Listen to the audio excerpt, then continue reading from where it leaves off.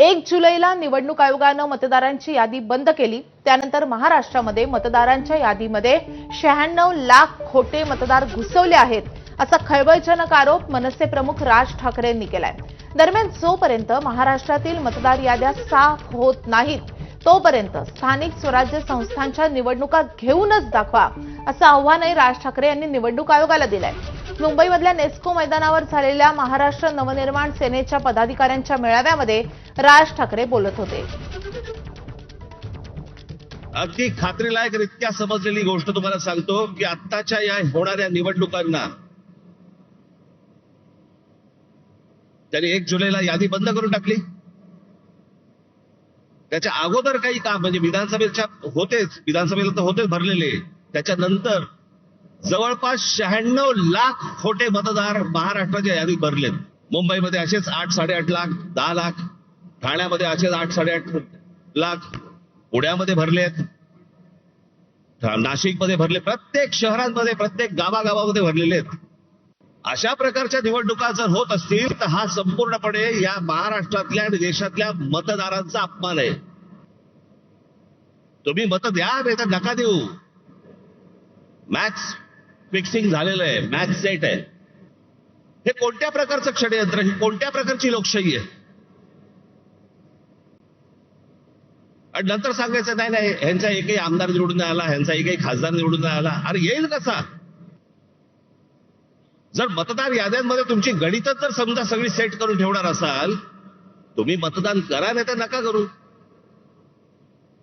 Result अगोदर ठरलेला आहे। आणि आम्ही जे निवडणूक आयोगावरती बोलतोय, निवडणूक आयोगाला ह्या याद्या सुधारा म्हणून सांगतोय, मला समजत नाही सत्ताधारी पक्षाचे लोक का चिडतायत। लागतंय ना कुठेतरी। आम्ही निवडणूक आयोगाला प्रश्न विचारले की सत्ताधारी उत्तर देतात। तुम्हाला कोणी विचारलं? तुम्हाला वाटतंय, तुम्हाला राग येतोय कारण शेण खाऊन ठेवलंय।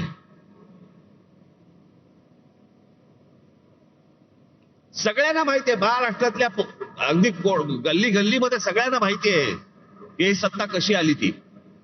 हे ज्या निवडणुका घ्यायचं म्हणतायत ना, हे जोपर्यंत ही मतदार यादी पूर्णपणे स्वच्छ होत नाही, सर्व राजकीय पक्षांचं समाधान जोपर्यंत होत नाही तोपर्यंत या महाराष्ट्रामध्ये निवडणुका घेऊनच दाखवा। या महाराष्ट्रातल्या निवडणुका शांततेने पार पाडायच्या असतील, पहिली ती मतदार यादी स्वच्छ करा।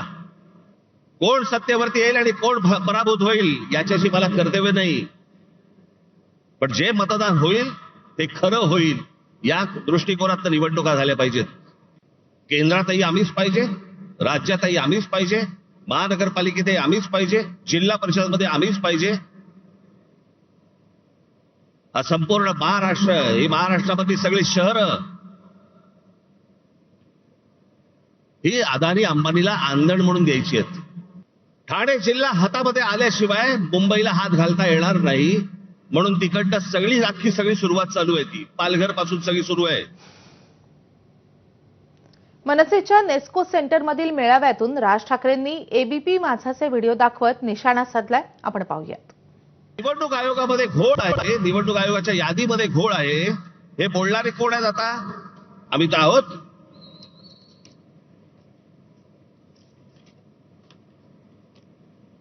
मी अजून 3 व्हिडिओ आणले। एक आहे सतीश चव्हाण, अजित पवार गट, दुसरे आहेत संजय गायकवाड, एकनाथ शिंदे गट, आणि तिसरे आहेत मंदा म्हात्रे, हे भाजपचे आहेत। हे तिघेही आमदार आहेत, तिघेही आमदार आहेत। हे तिघेही काय बोलतात ते ऐका। या सगळ्या संदर्भात सत्ताधारी आमदारांनी नेमकं काय म्हटलंय बघूयात। गंगापूर विधानसभा मतदारसंघात जवळपास 36,000 नावे दुबार आलेली आहेत। खरं तर मतदार यादीपासून ते निवडणूक निकाल लागेपर्यंत सगळे काम पारदर्शकपणे पार पडण्याचं काम हे निवडणूक आयोगानं करणं अपेक्षित आहे। त्यांच्या डिप्टीला महसूल खात्याची स्पष्टता असते, परंतु ही दुबार नावे शोधण्याचं काम राजकीय पक्षाचे कार्यकर्ते करू लागले। विशेषतः रांजणगाव शेणकुंडी सारख्या वसाहतीमध्ये मोठ्या संख्येने मतदारांची दुबार नावे आहेत। मयत झालेल्या एक प्रसिद्ध व्यक्ती आहे माजी पंचायत समिती सदस्य गंगापूर, मयत होऊन 13 वर्षे झाले. नाव आहे लोकरे रघुनाथ रखमाजी. अजूनही नाव मतदार आहे. असे हजारो मयतांची नावं या मतदार आहेत.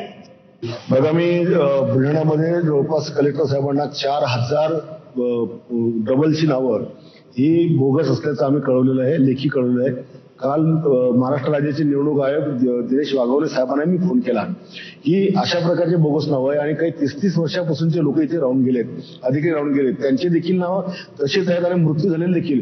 हा आकडा जिल्ह्यात जर विचार केला तर लाखापेक्षा अधिक हा आकडा आहे. आणि निवडणूक आयोग म्हणतो नाव काढू नका. अरे ही जी डबल नाव तुम्ही काय काढत नाही? असा कोणता या भारताचा कायदा आहे, कोणतं संविधान असतं की अशी बोगस नावं तुम्ही कायम ठेवतात? मृत्यू पावलेल्यांची नावं तुम्ही टाकत नाही. 25 जुलैला तुम्ही सांगितलं की नाव काढू पण नका पण टाकू नका. कालपर्यंत जे मुलं तरुण झाले, वयात आले, ज्यांना मतदानाचा अधिकार प्राप्त झाला, तुम्ही त्यांचा अधिकार हिसकून घेत नाहीये का? गेले 15-20 वर्ष जवळजवळ मी सातत्याने ही दुबार नावं असतील किंवा बोगस नावं असतील यासाठी मी कलेक्टर असतील, निवडणूक अधिकारी असतील यांच्याकडे प्रयत्न करत. ही ठराविक लोक असतात, ही पैसे घेऊन नोंदणी तर करतात आणि लोक इकडनं तिकडनं गावाकडनं आणून सकाळ ते मतदान करूनही ते जातात. त्यामुळे उमेदवाराला त्याचा फटका बसू शकतो. हे सत्ताधारी पक्षाचे आमदार आहेत बरं का. आणि सत्ताधारी पक्षाचे आमदार असून देखील हे सांगतायत की बोगस मतदार भरलेले आहेत याद्यांमध्ये.